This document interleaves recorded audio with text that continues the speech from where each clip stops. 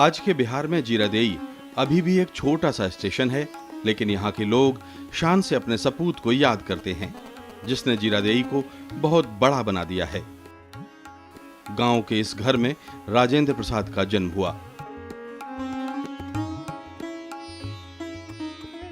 पिता बाबू महादेव प्रसाद खुद भी बड़े विद्वान थे, लिहाजा राजेंद्र प्रसाद को पर्शियन, उर्दू, हिंदी और अंकगणित पढ़ाने की जिम्मेदारी गांव के मौलवी जी को सौंपी गई। इसके बाद छपरा में पढ़ाई। शुरुआत में शिक्षक के तौर पर काम किया, लेकिन दिल कानून पढ़ना चाहता था। राजेंद्र बाबू कोलकाता के प्रेसिडेंसी कॉलेज पहुंचे और कानून में डॉक्टरेट की डिग्री गोल्ड मेडल के साथ पूरी की। 97 साल पहले के भारत में यह डिग्री कुछ लोगों के पास ही होती थी।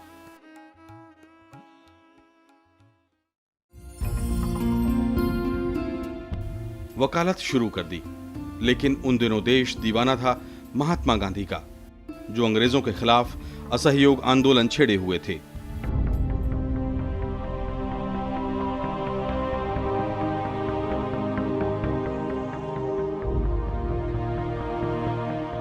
राजेंद्र बाबू ने वकालत को ठोकर मार दी और चंपारण में नील किसानों के लिए चलाए गए गांधी जी के सत्याग्रह से खुद को जोड़ लिया।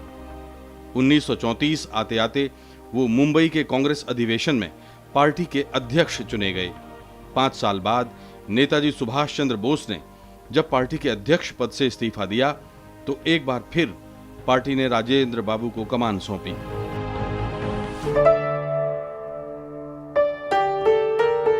लेकिन देश के इतिहास में 2 अवसर आजादी से पहले ऐसे भी आए थे जब राजेंद्र बाबू ने अपनी भूमिका साबित की थी।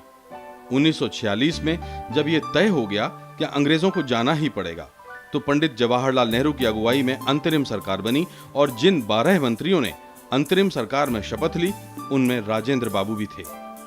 उन्होंने खाद्य और कृषि मंत्री के तौर पर शपथ ली। ये वो दौर था जब देश के अगले रूप रंग की तैयारी शुरू हो गई थी।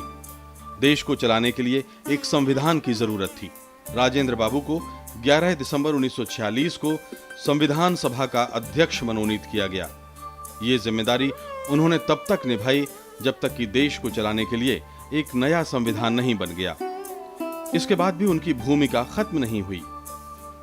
चुनाव तो हुए नहीं थे, लिहाजा देश को एक राष्ट्रपति भी चाहिए था और एक बार फिर जरूरत महसूस हुई राजेंद्र बाबू की। 24 जनवरी 1950 को सबकी सहमति से उन्हें भारत का पहला अंतरिम राष्ट्रपति चुना गया। इसके बाद जब 1952 में चुनाव हुए, तो डॉक्टर राजेंद्र प्रसाद फिर राष्ट्रपति चुने गए। यही नहीं, 1957 में उन्हें एक बार फिर देश की बागडोर सौंपी गई।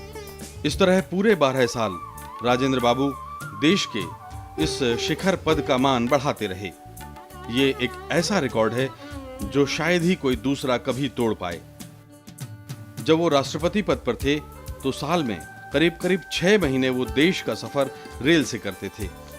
उनकी खास रेल छोटे-छोटे स्टेशनों पर रुकती थी और वो आम आदमी से बतियाया करते थे। क्या आज आप इसकी कल्पना भी कर सकते हैं? राष्ट्रपति के तौर पर 12 साल तक काम करने के बाद राजेंद्र बाबू ने खुद राजनीति से संन्यास ले लिया।